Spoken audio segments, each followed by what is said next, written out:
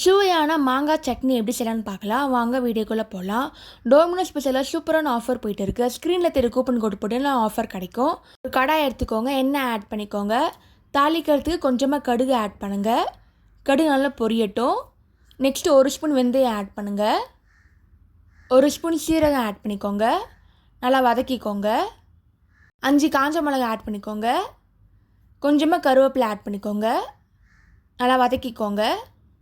இப்போ வதக்கி தனியாக எடுத்து வச்சுக்கோங்க.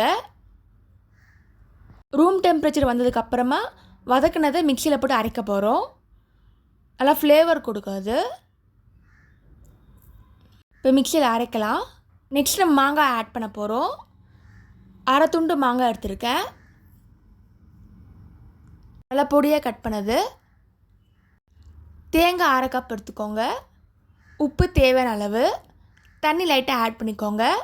நல்லா மிக்சியில் போட்டு அரைச்சிக்கோங்க. ஒரு சுவையான மாங்காய் சட்னி ரெடி ஆகிடுச்சு. நீங்களும் ட்ரை பண்ணி பார்த்துட்டு எப்படி இருக்குன்னு சொல்லுங்கள். இந்த மாதிரி சிம்பிள் ரெசிபியோடு சொல்ல போட்டிருக்கேன். அதையும் மறக்காமல் செக் பண்ணி பாருங்கள். தேங்க்ஸ் ஃபார் வாட்சிங். லைக் பண்ணுங்கள், ஷேர் பண்ணுங்கள், சப்ஸ்கிரைப் பண்ணுங்கள்.